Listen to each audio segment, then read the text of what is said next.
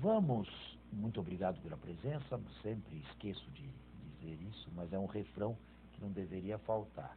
Vamos, a semana passada terminamos aqui numa conversa calorosa, não é? Muito boa, muito esclarecedora. Espero que sim, espero que sim. Vamos agora continuar o texto, não é? De Sim, Mateus, capítulo 18, capítulo que 18. é, para o telespectador não se perder, um discurso eclesiástico, ou seja, a disciplina interna de uma comunidade. Então nós vamos no capítulo 18, a partir agora do versículo 15. Se o teu irmão pecar, vai corrigi-lo a sós. Bem, aí é claro que houve progresso. Eu não acredito que esta expressão tenha saído da boca de Jesus, sim, tal qual está. Isso não significa que não seja texto inspirado. Ele, se não falou em vida, falou ressuscitado através do Espírito Santo. Porém, aqui está claro que se trata de uma comunidade que não pode abrir mão do quê? Como se daria nome a isto? Não pode abrir mão da advertência, sim, da correção fraterna. da correção. Mais uma vez, Ailton, nós não estamos vivendo... Mateus tinha os pés no chão. Não estamos numa comunidade angélica, não é? Todos santos. Claro que não. Se o teu irmão pecar contra ti, olha a expressão, pecar contra ti, não é contra Deus, é contra ti. Isso é, se houver desavença que tem, vai corrigi-lo a sós. Não é contra ti. Se ele te ouvir, ganhaste o teu irmão.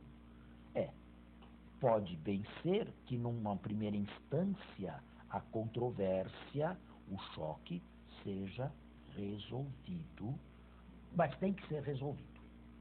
Mas seja resolvido vamos chamar isto aqui de primeira instância.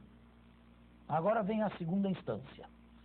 Se não te ouvir, porém, toma contigo mais uma ou duas pessoas, para que toda a questão seja decidida pela palavra de 2 ou 3 testemunhas. Por detrás deste texto está o Deuteronômio, bem conhecido dos elementos judeus desta comunidade aqui, que exigia para a validade de uma censura a presença de pelo menos 2 testemunhas. Esta seria, na comunidade mateana, a segunda instância. Agora vem a terceira. Caso não lhes der ouvido, dize-o à igreja. Só que a igreja é esta pequena comunidade. Se nem mesmo a igreja der ouvido, aí não há mais o que fazer. Trata-o como o gentil ou o publicano. Com outras palavras, ele será excomungado. O que ele não diz aqui, Paulo é mais claro na 1 aos Coríntios, quando excomungou pessoalmente um escandaloso sexual da comunidade cristã de Corinto. Em verdade vos digo, tudo quanto ligardes na terra será ligado no céu. Isto é, as advertências feitas aqui são advertências que o céu leva a sério. As correções fraternas feitas aqui são correções que o céu leva a sério. E tudo quanto desligardes na terra será desligado no céu. Portanto, aqui se tem um poder de atar e o poder de desatar. A igreja deve usar mais o poder de desatar do que o poder de atar. Né? Mas às vezes acontece o caso de dever atar alguém. Em verdade ainda vos digo, se 2 de vós... Agora um minutinho só. Sim. Aqui eu falei na semana passada, ou retrasada, agora não me lembro, eu falei de um perdão infinito quase, não é? O pastor que não se contenta com 99 ovelhas, vai atrás da 100ª extraviada e não repousa enquanto não a encontra. Aqui a balança pesa para o lado da seriedade, da severidade. Né? Existe, bom, há a possibilidade de se equilibrar esses dois pratos aí. Existe um limite para tudo, não é? Exatamente. Existe um limite para tudo. E é interessante que o próprio Novo Testamento conhece um pecado imperdoável. Não quero entrar nesta questão aqui, mas textos do Novo Testamento falam disso. De qualquer maneira, hoje não é preciso nem usar este poder aqui. As pessoas mesmas deixam a igreja. Quem hoje não se identifica com a Igreja Católica, deixa, abandona. Ele mesmo, por conta própria, se sente mal lá dentro. Vai. Para onde que ele vai? Sei lá. Vai para alguma igreja, outra aí, alguma outra denominação cristã, vai para alguma seita, vai para uma outra religião. Eu conheço gente que mudou de religião, literalmente. Não é? Por exemplo, passou a ser budista. Ou então, o que acontece também, sai e não entra em lugar nenhum mais. Fica indiferente. O que se vai fazer? Hoje, o que acontece é isto com a igreja. Quando ela era a comunidade pequena, essas coisas não se davam bem. Hoje, a pessoa sai à vontade e o pastor, o bispo, o padre, não fica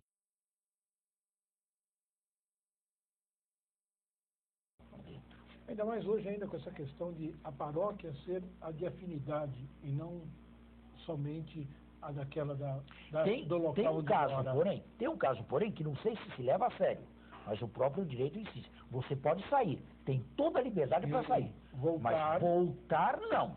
Voltar aí, se a saída foi uma saída formal, no ingresso formal numa outra religião, a volta tem que ser uma volta. Mas, padre, isso também hoje se perde um pouco, até porque o pastor não conhece. O padre não conhece, ele foi... Aí tem que ser uma volta diante de um sacerdote delegado pelo bispo, com 2 testemunhas, tem que ser uma volta em foro externo, para depois se consumar em foro interno, em confissão. Mas tem que ser recebida. Tem toda a liberdade para sair, mas voltar a hora que quer, não. Então, isso se ele for uma pessoa conhecida, e se não for? E se ele caminhou lá 2, 3 anos em qualquer seita, em qualquer denominação religiosa aí, e ele fala, agora voltei. E volta e entra numa igreja qualquer e continua caminhando. Né? Simplesmente volta. Né? E o que é pior? Dali a 6 meses é ministro da Eucaristia. Sim, também tem. É uma ovelha desgarrada. Não dá para saber nem como dar nome para isso. É o preço que nós pagamos por sermos muito grande. Um fenômeno extraordinário, né? É o preço que nós pagamos hoje. E tem aqui, eu sei, aqui em São Paulo, na Arquidiocese, de igrejas, de pessoas que foram para outra religião, passaram lá 2, 3 anos, voltaram e o padre fez o que tinha que ser feito. Normalmente, a gente tem que ser claro, tem que usar a norma, o princípio tem que ser pastoral. Se ele foi lá simplesmente sapiar um pouquinho, claro, merece uma advertência, um puxãozinho de orelha, dado com caridade, volte. Agora, se se trata de uma saída formal e de um ingresso formal lá, foi batizado lá de novo. Aí a coisa muda de aspecto. Aí não. Resolveu ser pastor de alguma... Não. Aí muda de aspecto, sim. Aí ele tem que ser recebido na Igreja Católica. É bom que o povo saiba disso. Tem que saber, né? Saber. Não é simplesmente entrar e sair a hora que quer, não. E agora, é isso mesmo. Podemos? Podemos continuar. Em verdade, ainda vos digo, se 2 de vós estiverem de acordo na terra sobre qualquer coisa que veja a comunidade como é pequena, hein? 2 de vós. 2 de apenas. Vós. Isso lhe será concedido por meu Pai que está nos céus. Isto é, quando uma comunidade pequena, que pode ser apenas de 2 ou 3, 2 é o mínimo para uma comunidade, não é? Se colocarem de acordo na caridade, né, juntamente com a fé, a oração desta comunidade é uma oração eficaz. Agora, é claro, se supõe que ela esteja de mãos dadas aqui, que a fé seja comparticipada, que a esperança seja única e que a caridade reine naqueles corações. Essa oração é uma oração escutada. E esse final aqui também é muito interessante. Pois onde 2 ou 3 estiverem reunidos em meu nome, ali eu estou no meio deles. A respeito disto, eu queria... Temos 1 minuto ainda. Não sei se vai dar tempo.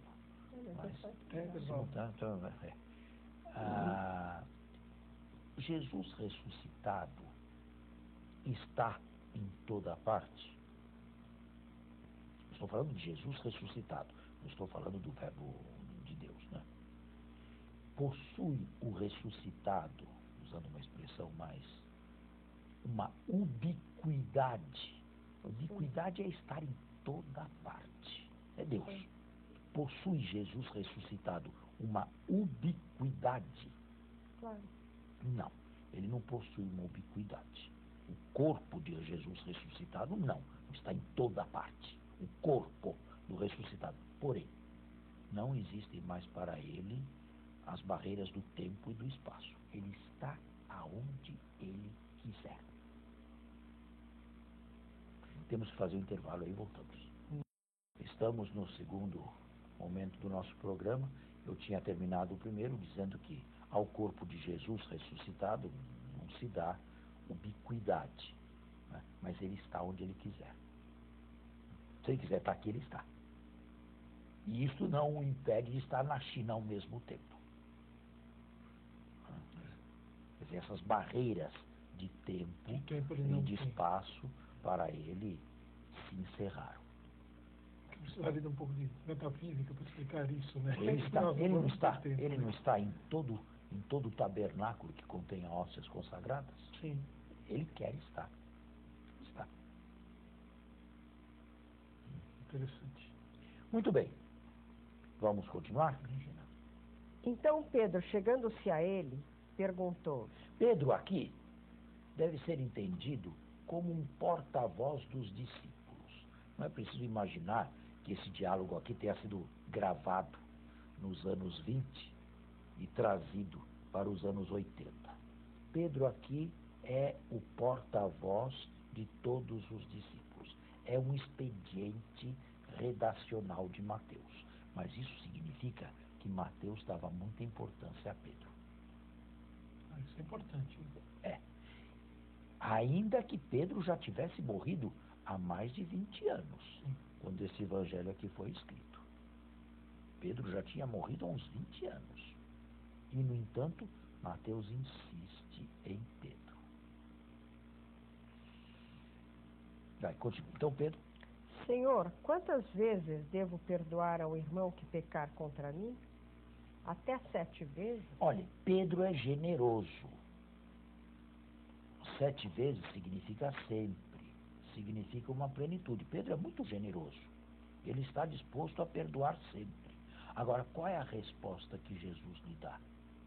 Jesus respondeu-lhe: não te digo até 7, mas até 77 vezes. Ou seja, não sempre, mas sempre, sempre, sempre. Estão vendo? Falamos há pouco, um dia atrás, uma semana atrás, de uma severidade, de uma advertência que tem que haver, mas o perdão tem que ser total e, sobretudo, abundante. Não pode haver limite no perdão. Interessante, a igreja nunca aceitou um limite no seu perdão. Nunca aceitou que houvesse um pecado que ela, digamos, não pudesse perdoar. Eis porque o reino dos Agora céus... vem uma parábola. E essa parábola aqui é só de Mateus. Tá. Da onde Mateus a tirou? Eis a questão. Ela não está em Marcos e ela não se encontra em Lucas. Portanto, aqui é o clássico exemplo de um material estritamente mateano. Aonde Mateus foi buscar esta parábola? Como é que esta parábola chegou a ele? Eu acredito que ela já existisse na pregação oral. E ele simplesmente a reescreveu, ou melhor, a escreveu, lhe deu uma forma escrita. Nada impede que esta parábola, num estado primitivo, tenha sido usada pelo próprio Jesus. Nada impede. Se o próprio Jesus a usou primitivamente, com palavras que não sabemos mais exatamente quais, a tradição oral deve ter conservado esse eco. E Mateus, num terceiro momento, com as suas palavras, dá corpo a esta parábola. Agora, ela é simples, o telespectador deve saber. Ela é simples, não é uma parábola difícil, não. Aqui se trata de duas cenas paralelas. De duas cenas paralelas entre um grande e um pequeno. Um peixe grosso, um peixinho. Vamos ver, então? Eis porque o reino dos céus é semelhante a um rei que resolveu acertar contas com seus servos. No começo parece um rei, depois o rei se transforma em senhor. Bom, Ao começar o acerto, trouxeram-lhe um que devia 10.000 talentos. atenção, o que são 10.000 talentos? Isto aqui já devia soar fortíssimo naquela comunidade. A Galileia inteirinha não pagava isto de imposto anual a Herodes Antipas. Não chegava a isso, a Galileia toda. Uma soma ingente, uma soma absolutamente impagável. Talvez até impossível de ser contraída. Nós deveríamos falar aqui, quem sabe, em bilhões de dólares. É possível uma pessoa dever $1 bilhão? Mas aqui, Jesus não está mais no nosso nível e pensa na dívida que nós temos com aquele lá de cima. Não tendo este com que pagar, E é claro, não temos com que pagar. E esta grande dívida ainda aumenta a cada dia com os pecados que cometemos. Né? o Senhor ordenou que o Veja, vendessem. o rei se transforma em senhor. O Senhor ordenou que o vendessem juntamente com a mulher e com os filhos e todos os seus bens para o pagamento da dívida. Significa que esta dívida era pagável, ao menos com a prisão da mulher e dos filhos.